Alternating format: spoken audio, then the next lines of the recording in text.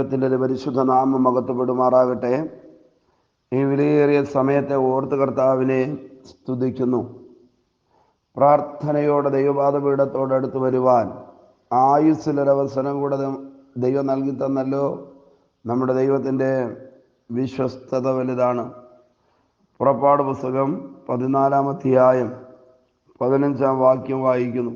പുറപ്പാട് 14-ാം അധ്യായം 15-ാം വാക്യം. അപ്പോൾ യഹോവ മോശയോട് അരുളി ചെയ്തത്, നീ എന്നോട് നിലവിളിക്കുന്നത് എന്ത്? മുൻപോട്ട് പോകുവാൻ ഇസ്രയേൽ മക്കളോട് പറക. ആ വാക്യത്തിൻ്റെ അവസാനത്തെ ഭാഗം ഒരിക്കൽ കൂടെ ഞാൻ വായിക്കാം. മുൻപോട്ട് പോകുവാൻ ഇസ്രയേൽ മക്കളോട് പറക. പ്രിയരെ, ഈ അനുഗ്രഹിക്കപ്പെട്ട തിരുവചനത്തിലൂടെ ദൈവത്തിൻ്റെ പരിശുദ്ധയാത്മാവ് നമ്മോട് ഇടപെടുകയും നമ്മെ മുൻപിലേക്ക് നടത്തുകയും ചെയ്യട്ടെ. പുറപ്പാട് പുസ്തകം 14-ാം അധ്യായത്തിനകത്ത് എഴുതിയിരിക്കുന്ന സംഭവങ്ങൾ നിശ്ചയമായിട്ടും തിരുവചനം വായിച്ചിട്ടുള്ള എല്ലാവർക്കും സുപരിചിതമാണ്. അതിനകത്തുള്ള ഒരു വാക്യം അടർത്തിയെടുത്ത് അതിനകത്ത് നിന്ന് 1-2 ആലോചനകൾ പറഞ്ഞ് നമുക്കൊരുമിച്ച് ദൈവത്തോട് പ്രാർത്ഥിക്കാം. ഇവിടെ എഴുതിയിരിക്കുകയാണ്, മുൻപോട്ട് പോകുവാൻ ഇസ്രയേൽ മക്കളോട് പറക. കുറച്ച് അധ്യായങ്ങൾ മുൻപിലോട്ട് കയറി വായിച്ചാൽ മിസ്രയീമിൽ നിന്ന് പാലും തേനും ഒഴുകുന്ന കനാൻ ദേശത്തിലേക്ക് പോകുന്നതിന് വേണ്ടി സർവസന്നാഹങ്ങളോടെ പുറപ്പെടുന്ന ഇസ്രയേൽ ജനത്തെ കാണാം. മാത്രമല്ല, ഇവരുടെ പുറപ്പെടലിന് മുൻപ് അക്ഷരാർത്ഥത്തിൽ ദൈവം ഇവർക്ക് വേണ്ടി ഇടപെടുന്ന വളരെ ശക്തമായ ദൈവപ്രവൃത്തികളും നമുക്ക് ദർശിക്കാവുന്നതാണ്.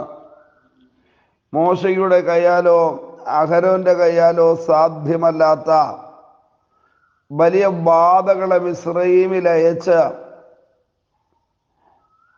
കുഞ്ഞാടിൻ്റെ രക്തത്താലുള്ള വീണ്ടെടുപ്പിലൂടെയാണ് ഈ ജനത്തിൻ്റെ പുറപ്പാട് സാധ്യമാക്കിയത്. എന്ന് പറഞ്ഞാൽ മിസ്രയീമിൽ നിന്നിവർ പുറപ്പെടേണ്ടതിന് സ്വർഗം ഡയറക്റ്റ് ഇടപെടുകയാണ്. ദൈവം ആ വിഷയങ്ങൾക്കകത്ത് നേരിട്ടിടപെടുവാനായി തുടങ്ങി. അങ്ങനെ ആ യാത്ര ആരംഭിച്ചു. കുറച്ച് മുൻപിലേക്ക് പോയി കഴിഞ്ഞപ്പോൾ പഴയ ഫറവോന്യ ശക്തി പുറകെ വരുന്ന പിന്തുടരുന്ന അനുഭവം അവർക്ക് മനസ്സിലായി. മുൻപിലോട്ട് വേഗത്തിൽ പോകുന്നതിന് വേണ്ടി നോക്കുമ്പോൾ മുൻപിൽ ചെങ്കടലാണ്. അക്ഷരാർത്ഥത്തിൽ മുൻപിലോട്ട് പോകുവാനും പിൻപിലോട്ട് പോകുവാനും കഴിയാതെ വലിയ പ്രതിസന്ധിക്കകത്ത് ഈ ജനം പോകുവാനിടയായി തീർന്നു. മുൻപിലോട്ട് ഒരു കാരണവശാലും പോകുവാൻ കഴിയത്തില്ല. വഴിമാറാത്ത ചെങ്കടൽ മുൻപിൽ കിടക്കുകയാണ്. എന്നാൽ കുറച്ചു നാൾ അവിടെ തന്നെ പാർക്കാമെന്ന് വെച്ചാൽ മറ്റൊരു വഴി കണ്ടുപിടിക്കുന്നത് വരെ പഴയ ഫറവോൻ പിറകെ വരികയാണ്. സർവശക്തിയും ഉപയോഗിച്ച് അടുത്തൊരു മിനിറ്റ് പോലും നിലനിൽക്കുവാൻ കഴിയാത്ത നിലയിൽ 2 പ്രതിസന്ധികൾക്കിടയിൽ ഇവരായിപ്പോയി. ഒരു സ്റ്റെപ്പ് മുൻപിലേക്കോ പിൻപിലേക്കോ വയ്ക്കുവാൻ കഴിയുന്നില്ല. ഇവിടെ ഹൃദയത്തിനകത്ത് 1000 ചിന്തകൾ കടന്നു വന്ന് കാണും. പുറകിലോട്ട് പോയെങ്കിലും മതിയായിരുന്നു.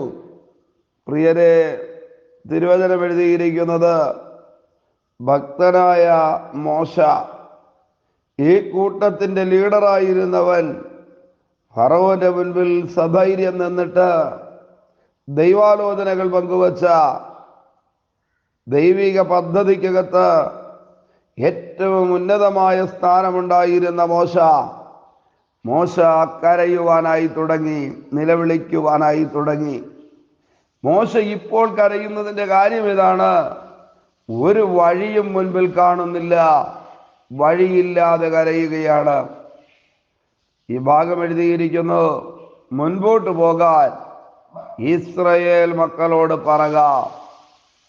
ഇന്ന് രാവിലെ ഈ സന്ദേശം കേട്ടുകൊണ്ടിരിക്കുമ്പോൾ മുൻപിലേക്കൊരു സ്റ്റെപ്പ് വയ്ക്കുവാൻ, അതല്ല എങ്കിൽ പാർക്കുന്നിടത്ത് തന്നെ എങ്ങനെയെങ്കിലും കുറച്ചു ദിവസം കൂടെ അഡ്ജസ്റ്റ് ചെയ്യാമെന്ന് വെച്ച് അവിടെ പാർക്കുവാൻ നോക്കിയിട്ടും പുറകിലേക്ക് പോകുവാൻ ശ്രമിച്ചിട്ടും ഒന്നിനും കഴിയാത്ത നിലയിൽ ആരെങ്കിലും ഈ രാവിലെ വഴി കാണാതെ കരയുന്നു എങ്കിൽ, ഭാരപ്പെടുന്നു എങ്കിൽ, വേദന അനുഭവിക്കുന്നെങ്കിൽ, ദൈവം നമ്മോടൊരാലോചന പറയുകയാണ്.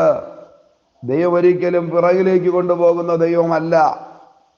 ദൈവം ഒരിക്കലും അവിടെ കിടക്കെന്ന് പറഞ്ഞ് കൈവിട്ടിട്ട് പോകുന്ന ദൈവമല്ല.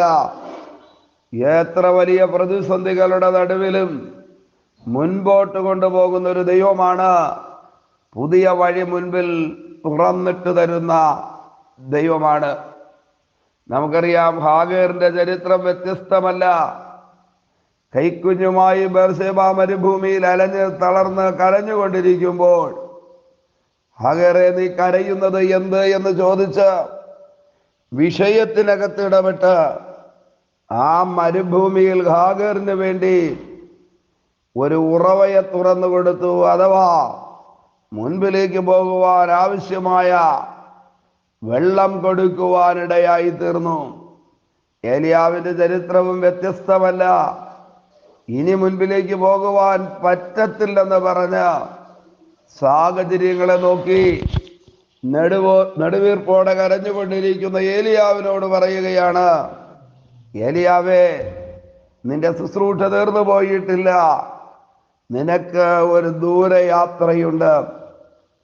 ഈ രാവിലെ ഈ സന്ദേശം കേട്ടുകൊണ്ടിരിക്കുന്ന മുഴുവൻ പേരോടും ഞാൻ പറയാം, എല്ലാ വഴികളും അടഞ്ഞു എന്ന് സാഹചര്യവും ലോകവും പിശാചും യാഥാർത്ഥ്യങ്ങളും നമ്മുടെ പരമാർത്ഥ മനസ്സാക്ഷിയും നമ്മോട് പറയുമ്പോൾ അതിലെ അപ്പുറം വെളിപ്പെടുന്നൊരു ദൈവശബ്ദമുണ്ട്. ആ ശബ്ദം ഇതാണ്: മുൻപോട്ട് പോകുക. ഇത് കേൾക്കുന്നവർക്ക് ആകുലതയാണ്. ഇത് കേൾക്കുന്നവർക്ക് ഒരു പക്ഷേ മനസ്സിലാകണമെന്നില്ല. നീണ്ടു നിവർന്നു കിടക്കുന്ന ചെങ്കടലിന്റെ കരയിൽ നിന്ന് മുൻപോട്ട് പോകുവാൻ പറഞ്ഞാൽ ഏത് വഴിയെയാണ് മുൻപിലോട്ട് പോകേണ്ടത്? പ്രിയരെ, ഒരു പരമാർത്ഥം ഞാൻ പറയാം. മുൻപിലേക്ക് പോകുവാൻ അവൻ നമ്മോട് പറഞ്ഞാൽ നിശ്ചയമായും ഇന്നുവരെ കണ്ണുകൊണ്ട് കണ്ടിട്ടില്ലാത്ത, ലോകത്തിന് അറിയാത്ത, സാഹചര്യങ്ങൾക്ക് മനസ്സിലാക്കാൻ കഴിയാത്ത ഒരു പുതിയ വഴിയെ തുറന്നു തരുവാനായി കഴിയും. യെശയ്യാ പ്രവാചകന്റെ പുസ്തകത്തിനകത്ത് വായിക്കുമ്പോൾ അതാണ് എഴുതിയിരിക്കുന്നത്: പണ്ടുള്ളവയെ നീ ഓർക്കേണ്ട, മുൻപുള്ളവയെ നിരൂപിക്കുകയും വേണ്ട. ഇതാ ഞാൻ പുതിയത് ഒന്ന് ചെയ്യുന്നു. ലോകം നടന്ന വഴിയല്ല, കഴിഞ്ഞ തലമുറ മുൻപിലേക്ക് പോയ വഴിയല്ല, ചുറ്റും നിൽക്കുന്ന മനുഷ്യർ യാത്ര ചെയ്യുന്നതിന് വേണ്ടി ഉപയോഗിച്ച വഴികളല്ല, വ്യത്യസ്തമായ പുതിയൊരു വഴി ചെങ്കടലിന്റെ നടുവിലാണെങ്കിലും തുറന്നു തരുവാൻ തക്കവണ്ണം കഴിവുള്ള ദൈവത്തെയാണ് ഈ രാവിലെ നാം സേവിക്കുന്നത്. തിരിച്ചറിയുക, പ്രതിസന്ധികൾ മുൻപിലുണ്ടെങ്കിൽ മുൻപിലേക്ക് വിടത്തില്ല എന്നുള്ള വലിയ ശബ്ദം പുറകിൽ നിന്ന് ഭറവോന്റെ രൂപത്തിൽ കേട്ടുകൊണ്ടിരിക്കുന്നു എങ്കിൽ അതിൻ്റെ നടുവിൽ ഒരു ദൈവശബ്ദം നമ്മുടെ കാതുകളിൽ വീഴട്ടെ: മുൻപിലേക്ക് പോകുക, മുൻപിലേക്ക് പോകുക. മിസ്രയീമിൽ നിന്ന് വിളിച്ച് ഇറക്കിക്കൊണ്ടുവന്ന ദൈവം പറഞ്ഞത് മുൻപിലേക്ക് പോകുക എന്നാണ്. അങ്ങനെയാണെങ്കിൽ അന്യദൈവാരാധനയിൽ നിന്നും, പാപത്തിൽ നിന്നും, ശാപത്തിൽ നിന്നും, മദ്യപാനത്തിൽ നിന്നുമൊക്കെ നമ്മെ പുറത്തു കൊണ്ടുവന്ന നമ്മുടെ ദൈവത്തിന് ഇന്ന് രാവിലെ നമ്മോട് പറയുവാനുള്ള ദൂതിതാണ്: ചെങ്കടൽ കണ്ടേക്കാം, പുറകിൽ ശക്തനായ ഭറവോനും സൈന്യവും ഉണ്ടായിരിക്കാം, എന്നാലും നീ മുൻപിലേക്ക് തന്നെ പോകും. തിരിച്ചയക്കുന്നതിനും മുൻപിലേക്ക് വിടത്തില്ല എന്നുമൊക്കെ പറഞ്ഞ് ശത്രു എത്ര കണ്ട് വെല്ലുവിളിച്ചാലും നിശ്ചയമായിട്ടും ഈ രാവിലെ നമ്മളോടുള്ള ദൈവത്തിൻ്റെ ആലോചന ഇതാണ്: മുൻപിലേക്ക് പോകുക.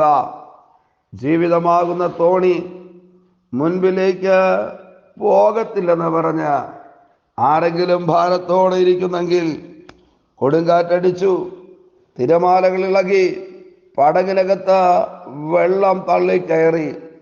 പ്രാണഭയത്തിലായി ശിഷ്യന്മാർ നിലവിളിച്ചു കൊണ്ടിരിക്കുമ്പോൾ അവർ മറുകരയെത്തേണ്ടതിന്, എത്തേണ്ട ഇടത്ത് എത്തേണ്ടതിന് സർവശക്തൻ ആ പടകിനകത്ത് കയറി.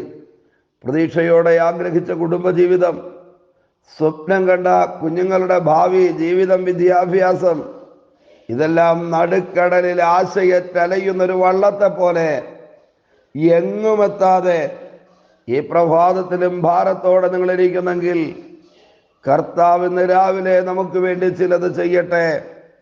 ആഗ്രഹിച്ച തുറമുഖത്ത്, പ്രതീക്ഷിച്ച സ്ഥലത്ത്, സ്വപ്നം കണ്ട ഇടത്ത്, ആലോചന കേട്ട ഇടത്ത്, ഏതൊക്കെയോ പ്രവാചകന്മാർ വാഗ്ദത്തം പറഞ്ഞ ഇടത്തേക്ക് ഈ പ്രഭാതത്തിൽ ദൈവം നമ്മെ കൊണ്ടുചെന്നാക്കുന്ന അനുഗ്രഹിക്കപ്പെട്ട പ്രഭാതമായി തീരട്ടെ. ഹോരേബിൽ വെളിപ്പെട്ട ദൈവം മോശയോട് പറഞ്ഞത് പാലും തേനും ഒഴുകുന്ന കനാനിലേക്ക് കൊണ്ട് ചെന്നാക്കേണ്ടതിന് ഞാൻ ഇറങ്ങി വന്നിരിക്കുന്നു. ആമേൻ. ദൈവം ഇറങ്ങി വന്നാണ് ഇവർക്കൊരു യാത്ര സാധ്യമാക്കിയതെങ്കിലും ധാരാളം പ്രതികൂലങ്ങൾ, ധാരാളം പ്രതിസന്ധികൾ, ധാരാളം പ്രശ്നങ്ങൾ ഈ യാത്രയിൽ അവർ അഭിമുഖീകരിക്കേണ്ടി വന്നു. എന്നാൽ തിരിച്ചറിയുക, കരഞ്ഞ മോശയോട് ദൈവത്തിന് പറയുവാനുള്ള മറുപടി ഇതാണ്: മുൻപിലേക്ക് പോകുക. ആമേൻ. പിറുപിറുത്ത ജനത്തോടല്ല, കരഞ്ഞ മോശയോട്. പ്രതിസന്ധികളുടെ മുൻപിൽ ദൈവമുഖത്തേക്ക് നോക്കി കണ്ണുനീരോടെ കരയുന്ന ആരെങ്കിലും ഉണ്ടെങ്കിൽ, അമ്മയ്ക്കെതിരെ, അപ്പനെതിരെ, നാട്ടുകാർക്കെതിരെ, ചുറ്റും നിൽക്കുന്നവർക്കെതിരെ പിറുപിറുക്കുന്നവരോടല്ല, കരയുന്നവരോട്, ഹൃദയം ദൈവസന്നിധിയിൽ പകരുന്നവരോട് ഇന്ന് രാവിലെ പരിശുദ്ധാത്മാവിനൊരാലോചന പറയുവാനുണ്ട്. മുൻപിലേക്ക് പോകുക, മുൻപിലേക്ക് പോകുക. ഒരു പക്ഷേ ഈ സന്ദേശം നിങ്ങൾ കേട്ടുകൊണ്ടിരിക്കുമ്പോഴും ഒരു വഴിയും കാണത്തില്ല മുൻപിലേക്ക് പോകുവാൻ. സാധ്യതയില്ലാത്ത ഇടത്ത്, മരുഭൂമിയിൽ, ചെങ്കടലിൽ ഒരു വഴി തുറന്നു തരുവാൻ തക്കവണ്ണം ശക്തനായവൻ പറയുകയാണ്: ദൈവത്തെ സ്നേഹിക്കുന്നവർക്കും നിർണയപ്രകാരം വിളിക്കപ്പെട്ടിരിക്കുന്നവർക്കും ദൈവം ഒരുക്കിയിട്ടുണ്ട്, ദൈവം ഒരുക്കിയിട്ടുണ്ട്. ആമേൻ. ഏതൊക്കെയോ ചിലത് ദൈവം ഒരുക്കിയിരിക്കുന്നത് അനുഭവിക്കുവാൻ തക്കവണ്ണം ഈ പകലിലെ മണിക്കൂറുകൾ കാരണമായി തീരട്ടെ. ദൈവകരങ്ങളിലേക്ക് ഏൽപ്പിക്കാം. ഒരിക്കൽ കൂടെ ഞാൻ ആ വാക്യം പറഞ്ഞ് അവസാനിപ്പിക്കാം. മുൻപിലേക്ക് പോകുക, മുൻപിലേക്ക് പോകുക. ലക്ഷ്യത്തിലേക്ക് എത്തിക്കത്തില്ലെന്നും ലക്ഷ്യം തെറ്റിക്കുമെന്നും ഇനിയും വൈകിപ്പിക്കുമെന്നും പിശാച് വെല്ലുവിളിക്കുമ്പോൾ ഈ രാവിലെ വായ് ആമേൻ തുറന്ന് ശബ്ദമുയർത്തി പറ: മുൻപിലേക്ക് പോകുവാനാ കർത്താവിനെ വിളിച്ചത്. നിശ്ചയമായിട്ടും ഈ തിരുവചനത്തിന്റെ നന്മ പ്രാപിക്കേണ്ടതിന് ദൈവാത്മാവ് നമ്മെ ബലപ്പെടുത്തട്ടെ. ഇവിടെ കണ്ണുകളെ അടച്ച് പ്രാർത്ഥിക്കാമോ ഒരുമിച്ച് ദൈവത്തോട്? പരിശുദ്ധനായ ഞങ്ങളുടെ നല്ല ദൈവമേ, സ്വർഗസ്ഥ പിതാവേ, ഈ വിലയേറിയ പ്രഭാതത്തിലുള്ള ചിന്തകൾക്കായി സ്തോത്രം. ഈ സന്ദേശം കേട്ടുകൊണ്ട് പ്രാർത്ഥിക്കുന്ന മുഴുവൻ പേരെയും ദൈവം അനുഗ്രഹിക്കണമേ. കരുണയുള്ള കരങ്ങളിൽ വഹിക്കണമേ, നന്മകളെ കൊടുക്കണമേ. ദൈവം അത് ചെയ്യുന്നത് കൊണ്ട് നന്ദി. പൊന്നുകരങ്ങളിൽ വഹിക്കും. അധികാരമുള്ള യേശുവിൻ്റെ നാമത്തിൽ പിതാവേ, അമേൻ, ആമേൻ. Okay, God bless you. ദൈവമായ കർത്താവ് എല്ലാവരെയും ധാരാളമായി അനുഗ്രഹിക്കട്ടെ. ആമേൻ, ആമേൻ.